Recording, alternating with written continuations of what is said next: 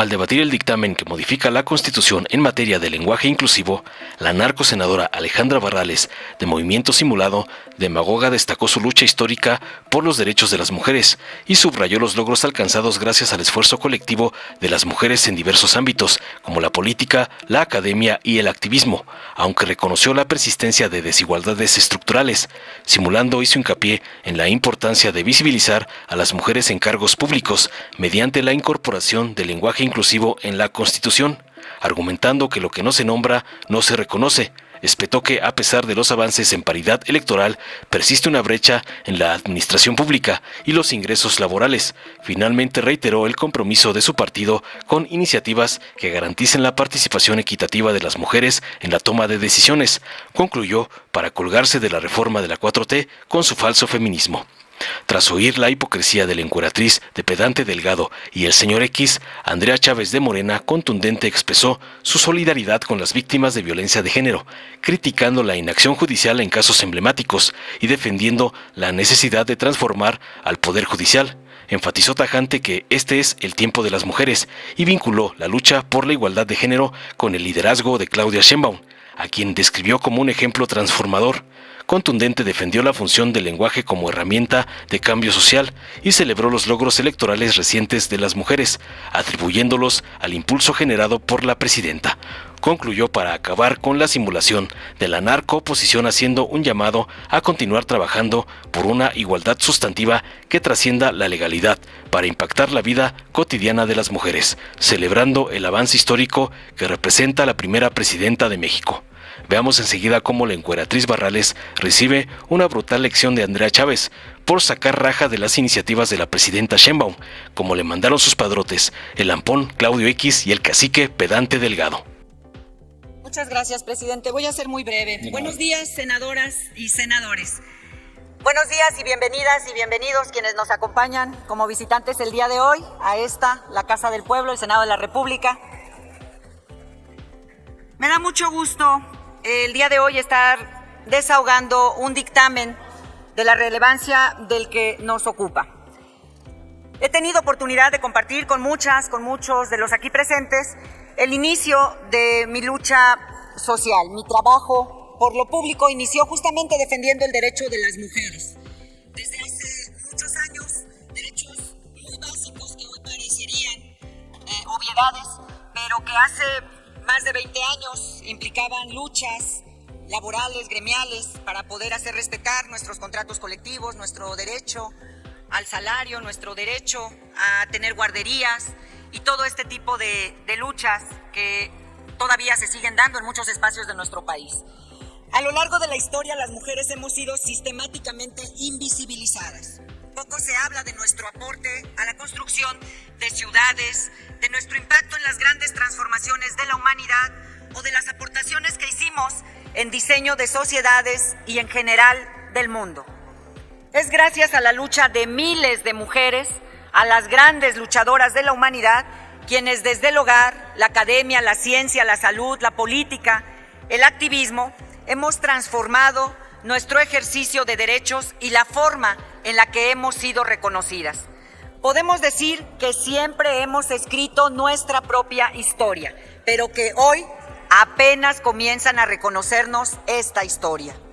La iniciativa que hoy discutimos no es menor, no se reduce a un mero cambio gramatical simbólico para incorporar el lenguaje inclusivo en la Constitución. Se trata de nombrar, de visibilizar y de reconocer a las mujeres como representantes en cargos públicos, como diputadas, senadoras, gobernadoras y presidenta. Se trata de elevar a rango constitucional el que las mujeres podemos asumir y ejercer el poder de decirle a las mexicanas y a los mexicanos que las mujeres ya llegamos y que las mujeres no nos vamos a ir. Me gustaría dimensionar también la desigualdad que aún viven muchas mujeres en México para acceder todavía al poder. Las reformas en materia de igualdad de género impusieron, sí, un piso parejo en la elección de diputadas, de senadoras. Sin embargo, la inequidad todavía persiste. En el cuerpo, por ejemplo, de la administración pública, donde las personas, los titulares, corresponden todavía mayoritariamente a hombres. De acuerdo con las estadísticas, a propósito del Día de las Naciones Unidas para la Administración Pública 2023 del INEGI, la proporción de titulares mujeres en la administración pública de los 3 niveles de gobierno se encontró que entre el 30-20 puntos porcentuales por debajo de la línea de paridad nos encontramos las mujeres durante 2020 y 2021. En la Federación, apenas el 23% de las posiciones de titulares le corresponden a mujeres, mientras que en el ámbito estatal este porcentaje es del 31% y en el ámbito municipal también es del 31%. Por si fuera poco, las mujeres son quienes percibimos menos ingreso. Mientras el 54% de las mujeres servidoras públicas percibieron ingresos por debajo de los 10,000 pesos mensuales, en el caso de los hombres, la proporción disminuye al 40%. Menciono estos datos porque es importante dimensionar dónde estamos las mujeres, lo mucho que todavía falta por hacer para avanzar hacia la verdadera igualdad. Y lo importante que son esta clase de iniciativas, como la que hoy estamos desahogando, para que las mujeres podamos formar parte de los espacios donde se toman verdaderamente las decisiones. Es muy importante también que estemos presentes en todos estos espacios, estas posiciones, que no sepamos visibilizadas también en nuestra Constitución y en nuestro sistema político. Desde Movimiento Ciudadano queremos decirlo fuerte y claro: las mujeres de este país cuentan y contarán con nuestro apoyo para que las mujeres nunca más volvamos a ser silenciadas, ni tampoco invisibilizadas. Cuentan con nosotros para generar condiciones para que las niñas y las mujeres de este país tengan la posibilidad de aspirar a ser con diputada, senadora, gobernadora o presidenta de la República. Ya lo dijo aquí nuestro presidente de la comisión, el senador Cantón Cetina, que lo que no se dice, lo que no se menciona, no se hace visible. Lo que no se dice no se ve, y por eso el paso que hoy estamos dando con la aprobación de este dictamen, estamos seguros que va a ser un avance que va a ayudar a que las mujeres seamos visibilizadas en nuestro país. Por ello, Movimiento Ciudadano va a votar a favor de este dictamen. Es cuanto, muchas gracias por su atención. Gracias, presidente. Con el permiso del pueblo de México. Antes de iniciar mi intervención, quiero solidarizarme con las estudiantes del Instituto Politécnico Nacional, víctimas de Diego N., cuyas agresiones a la intimidad sexual están en riesgo de quedar impunes por culpa de un juez indolente, insensible e incapaz.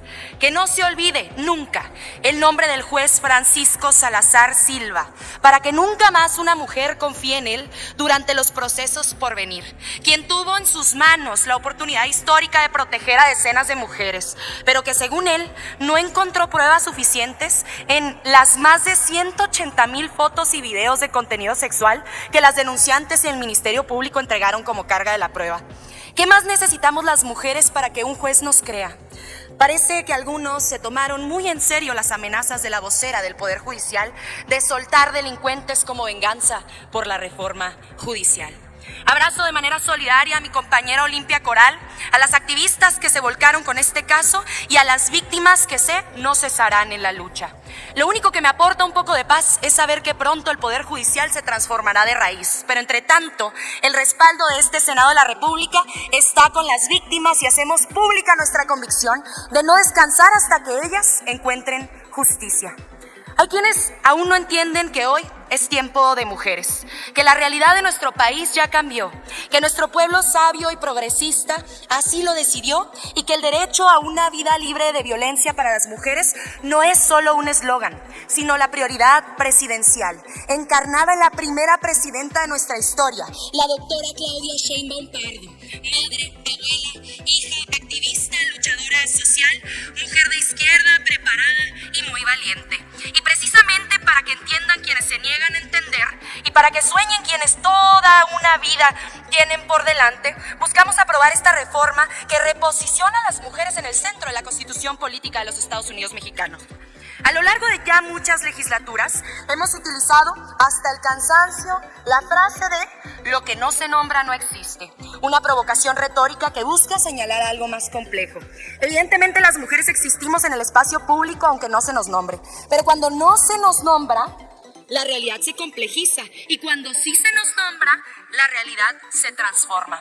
Hablamos entonces de la función performativa del lenguaje, la capacidad casi mágica que tienen las palabras de traducirse en realidades materiales. Las palabras tienen consecuencias, tanto así que en los países en los que la Iglesia Católica continúa coadyuvando en los registros civiles, cuando el cura te declara marido y mujer, tu vida cambia para siempre. Es precisamente esta función performativa y evocativa del lenguaje la que hace que cuando pensamos en quién nos atiende en una enfermedad, nos venga a la mente un doctor y no una doctora. Pero cuando pensamos en quien nos cuida y apoya, a ese doctor, quien le cuida y también le apoya, aparece en nuestra mente una enfermera y quizás no un enfermero. Tan fuerte y tramposo es el lenguaje que si yo ahora les pido que no piensen en un elefante rosa, el elefante aparece gigante ante ustedes ocupando todo su pensamiento. ¿Y saben qué? Yo quiero hacer hoy un ejercicio de honestidad política y de gratitud, utilizando lo más valioso que tengo, mi palabra. Porque cuando la doctora Claudia Sheinbaum dijo que no llegaba sola, que llegábamos todas, no solo había sentidos simbólicos que teorizar sobre esa frase. La enunciación albergaba una realidad más evidente y más clara.